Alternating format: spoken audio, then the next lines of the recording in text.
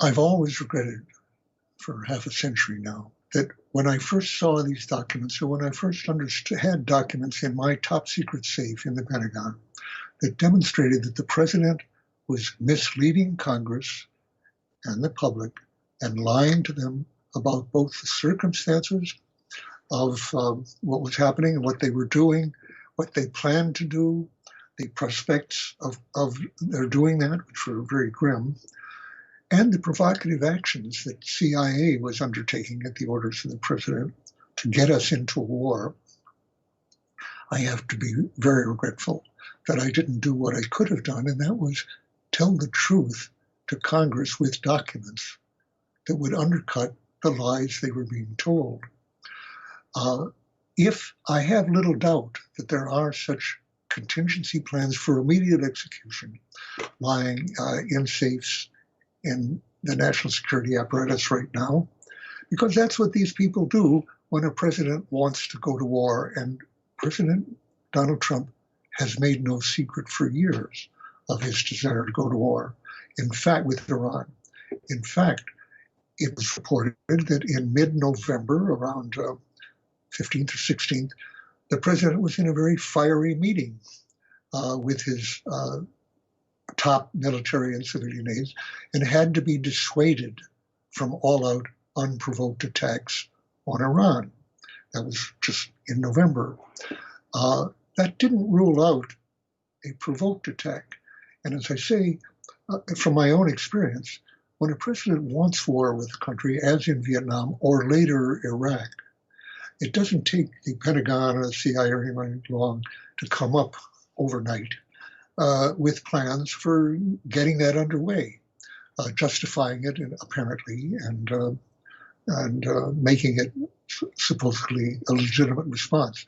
So that could be averted if Congress and the public were alerted to this, and people who did not believe that war with Iran would be good for the United States, let alone legal, but in the interests of the United States or the region, which seems almost the definition of sanity, they could act actually to block it, or to do what they could to block it. Donald Trump has 12 days more as we speak here in office as commander-in-chief, with the ability to order the execution of plans that have already been made. I have little doubt, as somebody who spent these years studying Vietnam and actually was a participant observer of events like this, that plans do exist in the Pentagon and in the CIA and in the White House for provoking an attack, and certainly for responding massively to any alleged attack by Iran. For example, the Secretary of State and the President have both said that if militia forces in Iraq, which we claim are associated, which are supported by Iran, were to kill a single American soldier, that would be regarded as an act by Iran, and the president would have full freedom to react to that.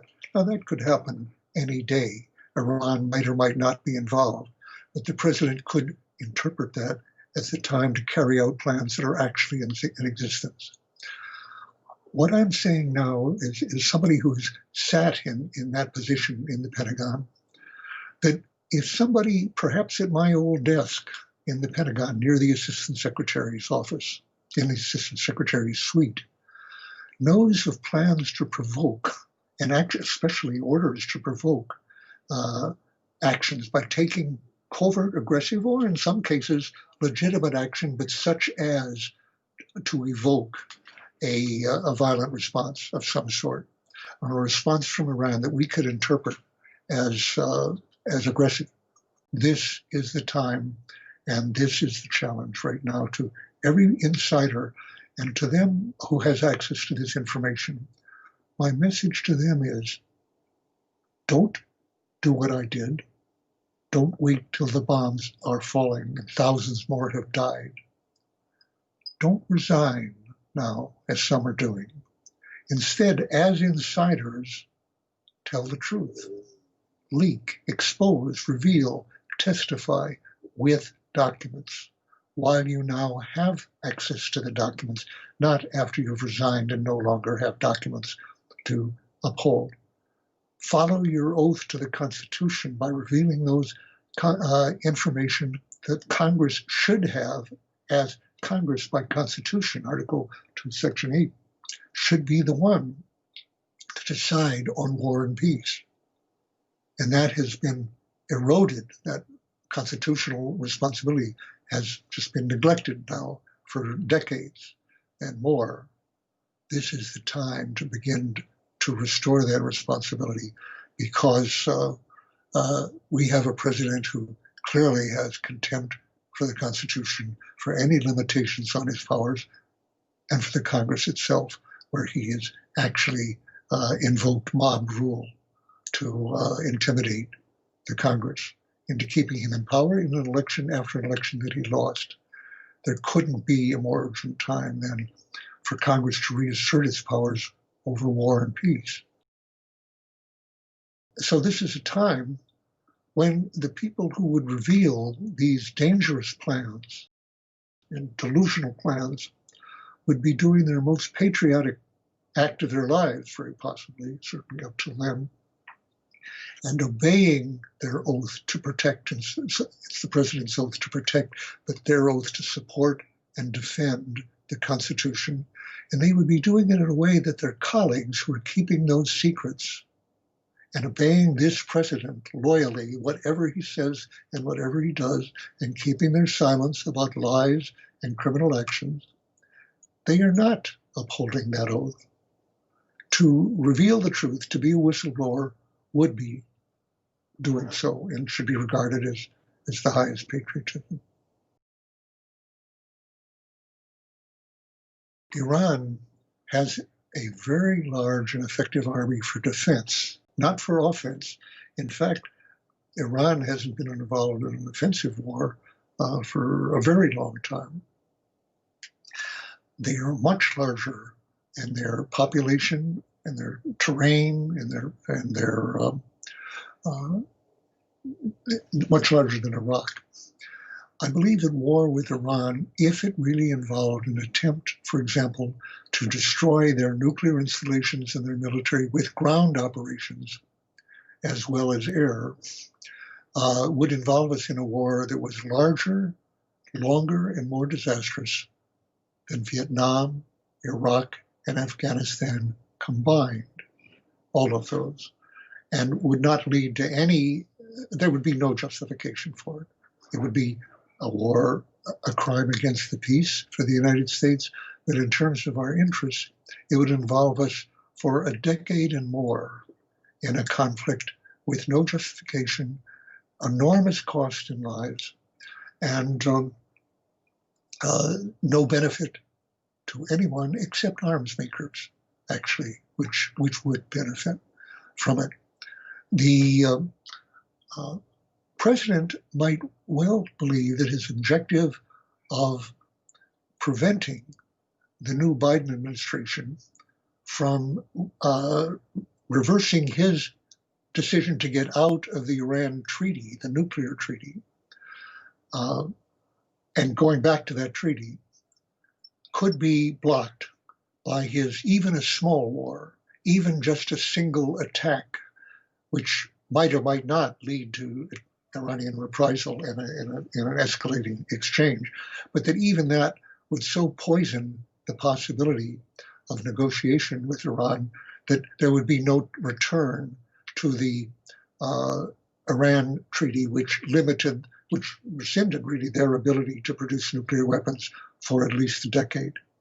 And he objected to that on various grounds. Israel, Saudi Arabia didn't like it, and it was an Obama treaty, which was enough to tell him that it had to be rejected.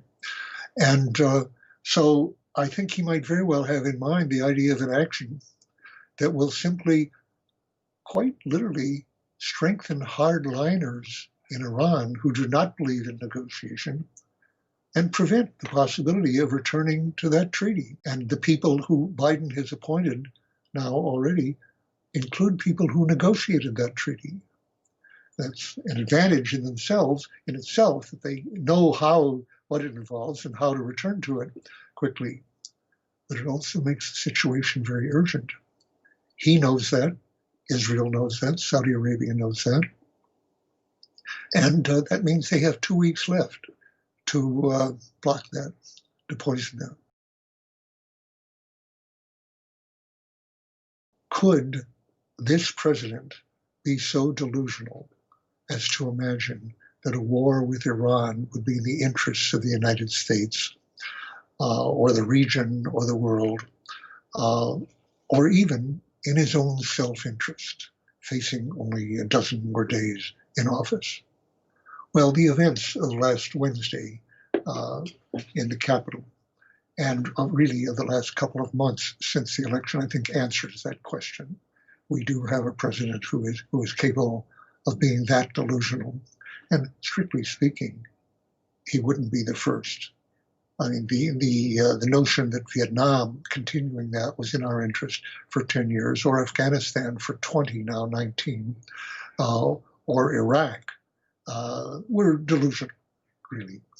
But they got it done, and we're still at war in Afghanistan and Iraq. And without a lot of whistleblowing and leaking and unusual actions, we might still be at war in Vietnam, or at least for 10 years more than it was. As I say, I feel responsible for not having done what I could at the time to obey my oath of office, which I shared with everyone in the government, to support and defend the Constitution of the United States against all enemies, foreign and domestic. I've long felt that Donald Trump is a domestic enemy of the Constitution. That doesn't mean he's not patriotic. He just believes we should have a different form of government in which his powers are not those limited by the existing Constitution, essentially unlimited power. Again, he's not really the first. He's the most open, the most blatant about that.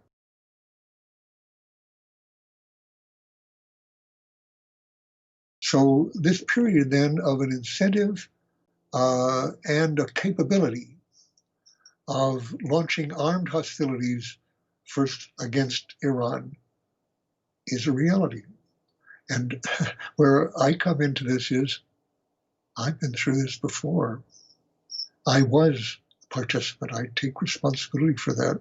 An observer, no key figure at all. But I could have told the truth then, and I didn't. I had just joined the administration in part to learn from the inside how nuclear war might come about. I'd been a consultant on nuclear war for years, both to the Eisenhower administration and the Kennedy and Johnson administrations. So this is my first day as a full-time employee, and it's why I had access to this highly secret information at the time. And I think looking back, I thought, gee, maybe this is just the way the world is. I didn't know that presidents lied and provoked war, but the cost of that was a disastrous war with millions of Vietnamese dead and 58,000 Americans dead. My truth-telling in the Pentagon Papers did contribute to shortening that war, but it took years still. So the time to do the kind of whistleblowing that I did do eventually is now, before the war actually starts, not after the bombs have started falling. Then it gets very hard to stop it.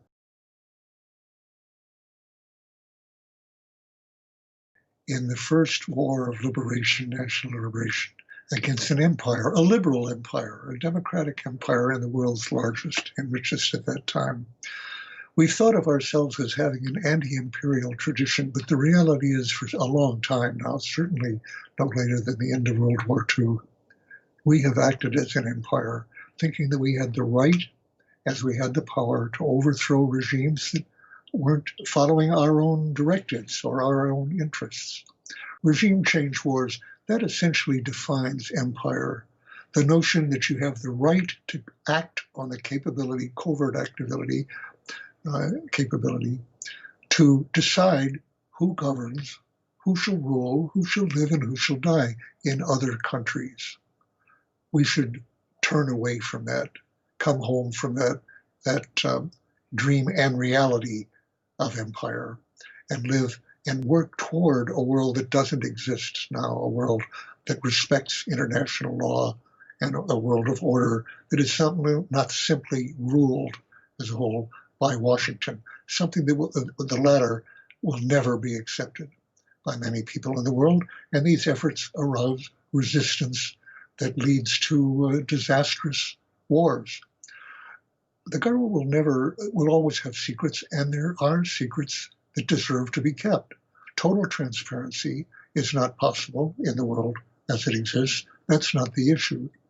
But the ability of the government to decide what the public shall know and what it shall not know, and what lies can be maintained or exposed, has been much too great for a long time. There should have been much more whistleblowing. There should be much less prosecution of people for telling the truth that needs to be told to the country, not less.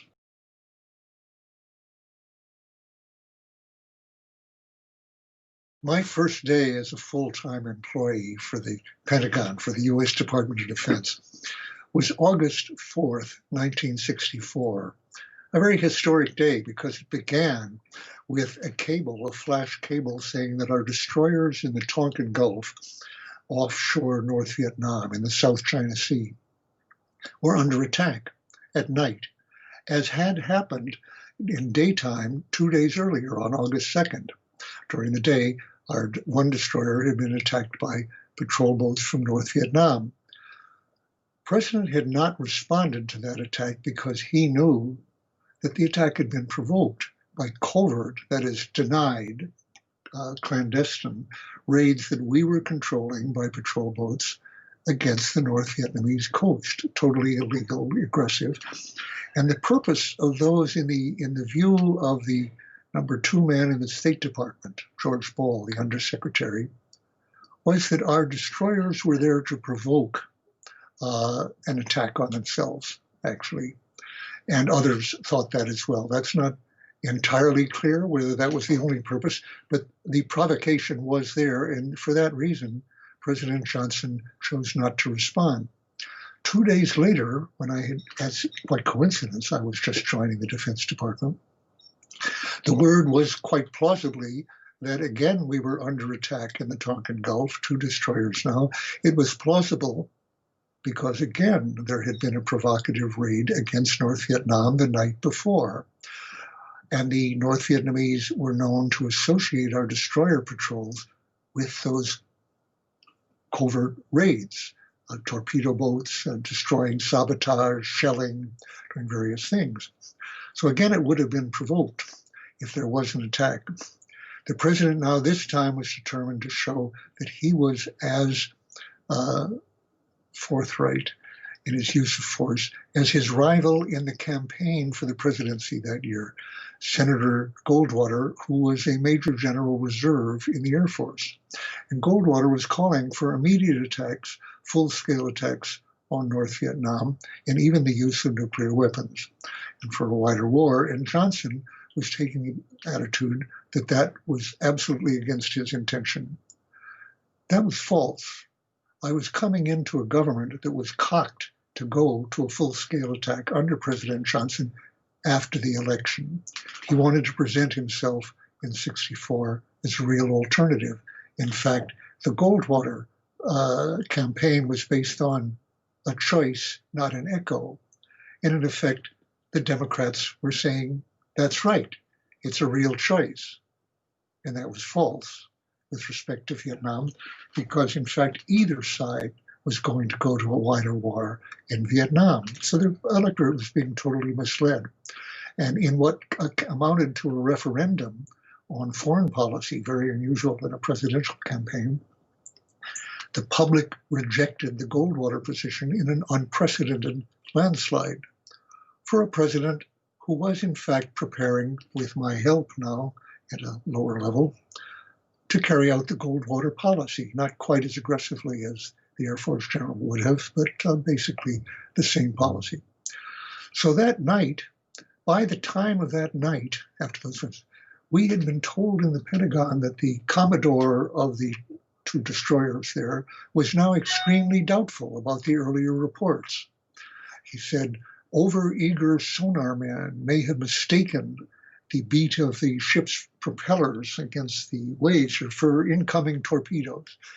Doubtful that there were any torpedoes. There had not been. It became clearer and clearer, and eventually there had not been an attack. It was mistaken radar images and whatnot. But even knowing how doubtful that was, the president went on television that night, and I spent the night in the Pentagon following the raids, which were taking place in daylight on the other side of the world, having told the public we have been subject to, we have unequivocal evidence of an unprovoked attack on our destroyers on routine patrol in international waters. We are responding appropriately with a reprisal raid, but we seek no wider war. I knew on my first day there that every single one of those statements was false. It's true there was some evidence which was wrong, but it could not have been more equivocal. If there had been an attack, it would have been provoked, like the one on August 2nd, 2 days earlier, by our own covert denied actions, which we claimed we had no involvement in against North Vietnam. The destroyers were not on a routine patrol. They were on an intelligence patrol to track the radars and the radio communications that would be stimulated by these covert attacks and by its own patrol. So at first it was within the waters of North Vietnam, but then fearing attack, it had moved out. And finally, the key thing, we sought a wider war, but only after the election, unlike Goldwater. So I knew, in other words, that these raids, which appeared to be, and which turned out to be highly provocative, were in pursuit of a wider war that the president was denying. That was confirmed, that intention of provocation was confirmed just weeks later in my own office. I was the special assistant working on Vietnam primarily, to the Assistant Secretary of Defense for International Security, John T. McNaughton, a former Harvard law professor. And he wrote a memo in September that, of course, came across my desk. I was helping him on most of his memos, but not this one. He wrote it himself, which said, which proposed, hold on, recommending actions, quote, likely at some point to provoke a military DRV, that's the Democratic Republic of Vietnam, the North Vietnam, a DRV response that was likely to provide good grounds for us to escalate if we wished. Now, the Joint Chiefs of Staff had been proposing all-out raids now for almost a year, and were very anxious to get them started. The president actually was not, president alone was not so anxious to do it before the election because he wanted to be a more peaceful alternative to Goldwater. But McNamara, the Secretary of Defense, and the Secretary of Roscoe all accepted in principle that a wider war was coming. How to explain it? Have another attack like the one on August 2nd, or supposedly on August 4th. Such actions, quote, that would tend deliberately to provoke a DRV reaction, which were spelled out just a few days later by the counterpart to McNaughton at the State Department, the Assistant Secretary of State for Far East, William Bundy. And he wrote out, they might include, quote, running U.S. naval patrols increasingly close to the North Vietnamese coast. That is, beaching them if necessary to get a rise out of North Vietnam, running them within the 12-mile coastal waters that the North Vietnamese claimed, as close as necessary to get a response that would justify what my boss McNaughton called quote, a full-fledged squeeze on North Vietnam, meaning a progressively all-out bombing campaign, which the Joint Chiefs had planned out in detail, and I knew that, with the targets chosen and everything else, and especially this all-out bombing program, which would follow, quote, especially if a U.S. ship were sunk. So in other words, the patrols were resumed with the intention of provoking an attack, absolutely in this case, and with the risk that the attack would succeed, in this case, in a torpedo. On August 2nd, several torpedoes had been fired but had been eluded. They hadn't hit the ship. So what we were risking here was a U.S. ship sinking, which would give us a very good excuse for a heavy bombing campaign, which the president and McNamara wanted eventually. So I'm saying that a war's worth of lives might have been saved if I had done what I wish I had done, what I should have done 5 years or more earlier, when it could, I think, have averted a war.